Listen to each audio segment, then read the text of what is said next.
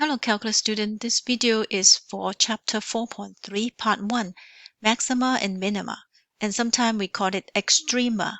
That means the highest number and lowest number of a function.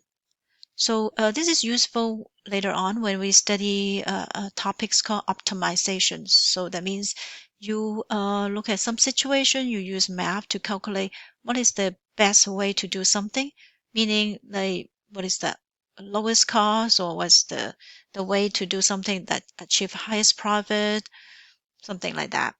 Okay, so let's introduce some theorem and also terms first.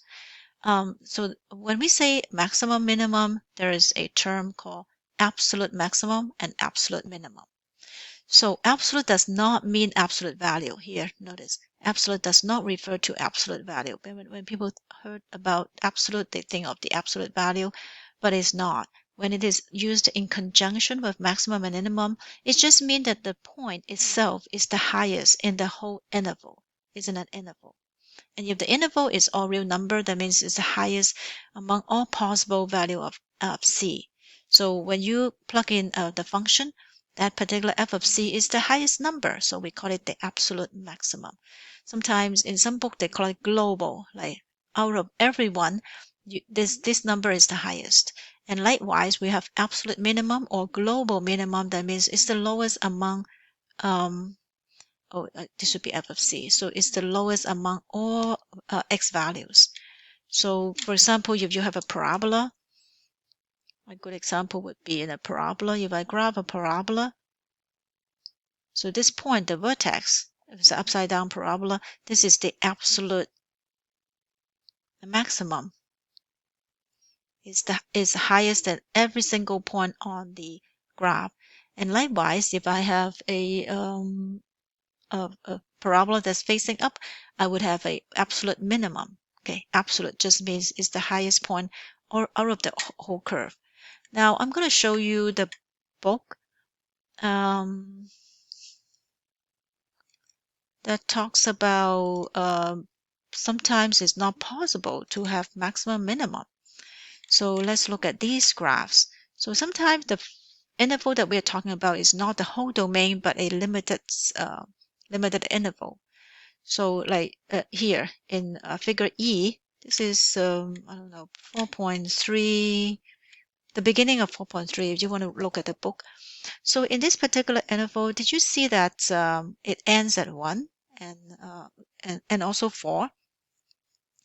But they have maximum and minimum. Absolute maximum is the highest point here, is this point, right? So this is the highest absolute maximum. And minimum is not this. Minimum is 0, right? It's the lowest possible point. So this is this closed interval. I have absolute maximum. I have absolute minimum. This is another situation where I have an interval, but this side is open. So it's from 0 to 2, but open. And then at the 2 side, it branch up to infinity. Do I have an absolute maximum? I don't, right? Because it would just go on forever. But I do have a lowest number, absolute minimum here. And then the third situation we can see is here. We have a piecewise function. The interval is between 0 to 4. Do I have the absolute maximum? Yes, this number 2 is the absolute maximum. It's highest at every single point in this graph. Do I have the absolute minimum? It seems like -2 is, but -2 is open, right? It's not. So you can have a function that get closer to -2, but not exactly -2. So in this particular case, there is no absolute minimum. It is bounded, but there's no absolute minimum. And look at these cases. These cases are the intervals is just the whole domain. Sometimes you have absolute maximum, like the middle one. Sometimes you don't. Right here, I have a few absolute maximum and a few absolute minimum because it cycles. So it is possible to have maximum, minimum. But if look at this x to the cube function, it goes on forever. So I do not have an absolute maximum or minimum. So how do we guarantee that there is an absolute maximum and minimum?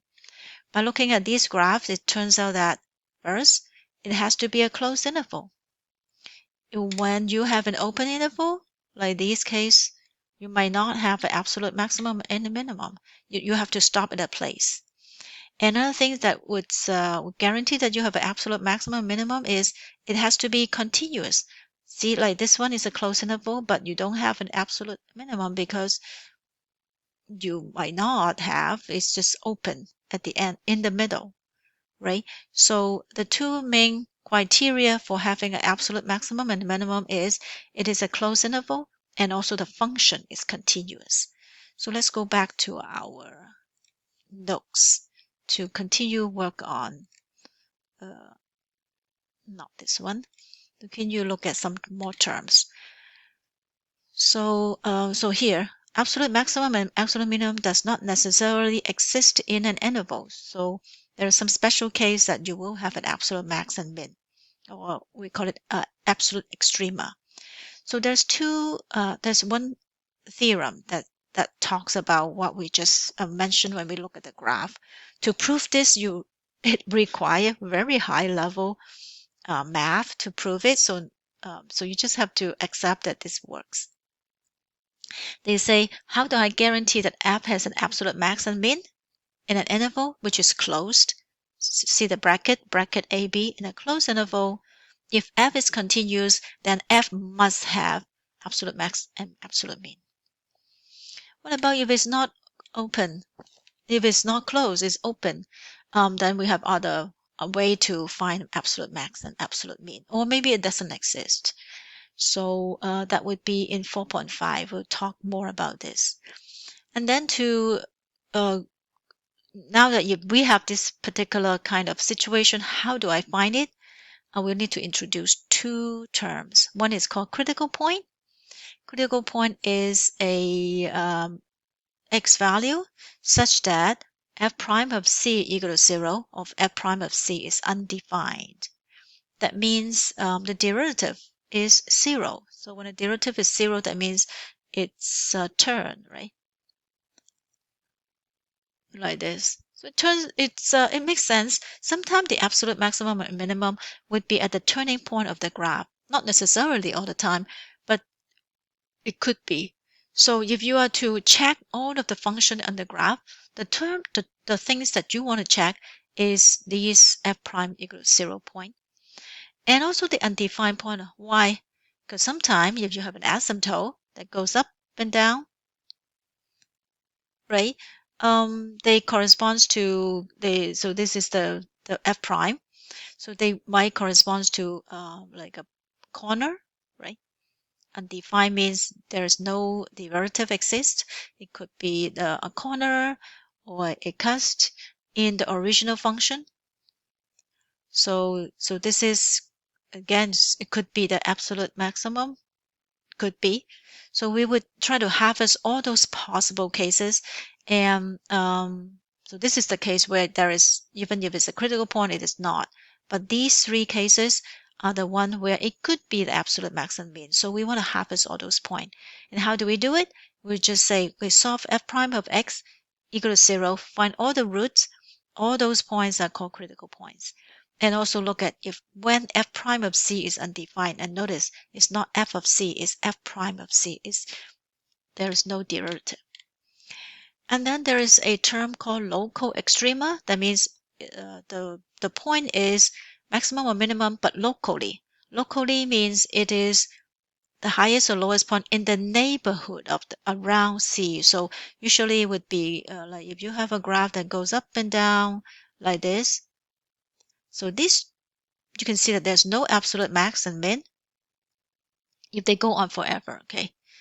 But you do have some point that's the highest around the neighborhood or the lowest around the neighborhood. We call them local extrema.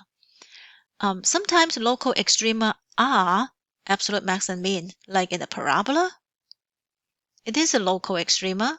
It has it is a critical point, but also an absolute maxima because the graph just go down all the time. So this is the highest point. So being able to find local extrema is also important. So notice a critical point may not be a local extrema. It could just be an infinite point. So this is the guarantee. If f is continuous function over a closed interval due to the extreme value theorem, the absolute extrema would always occur in the endpoint or critical point. In a closed interval for continuous function, the absolute extrema always occurs in those points. So let's look at the steps to find them. Because the absolute extrema may occur in the endpoint, so we evaluate f of a and f of b first. And then we find all the critical points. We compare all of the function value, and the largest will be the absolute max, and the lowest is the absolute mean. So just show the book again. This is the situation. This is the point that where c prime or f prime of x is 0, right? It turns. So this could be the maximum or minimum.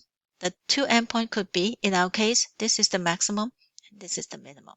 So what happens is you harvest all these turning point and then you compare with the endpoint, you will be able to find the max and min. And the EVT guarantee that you will always find it. So let's do at least one example, or maybe if possible, do two examples. Okay, so this is not finding the point, but finding the critical points. In some other book, they call it critical numbers. Okay, so what is the critical point for the function? So we would do f prime of x first, equal to 12x squared minus 3. Critical point is either undefined. Do we have any undefined f prime of x? None, right? And then do I have f prime of x equal to 0? Sometimes there's none, but you should solve it. 12x squared minus 3 equal to 0. That means 3, 4x squared minus 1 equal to 0. Divided by 3, so 4x squared equal to 1. X squared equal to 1/2. X equal to plus and minus 1/2. So I have two critical points, 1/2 and negative 1/2. These are the two critical points. C. Another one, my f of x is x 3 to the power 3 over 2 minus 3x to the power 5 over 2. So we want to find all the critical points. So this critical point could be the maximum, minimum, locally. It could be the maximum, the absolute maximum. So we just get all of them first, and then we'll figure out if they are the maximum. So do the second one. First of all, find f prime of x, which is what is power rule, right? 3 over 2, x to the 1/2, because 3 over 2, 1/2. 3 over 2 minus 1 is 1/2, minus 3 times 5 over 2 to the power what? 5 over 2 minus 1 is 3 over 2. So solve, do I have any undefined number? Let's check. I don't think so, right? So 3 over 2 minus 1 is 3 over 2 square root x minus 15 over 2 x times square root x. So there's no divide by 0, so no undefined. You always check if there's undefined. None.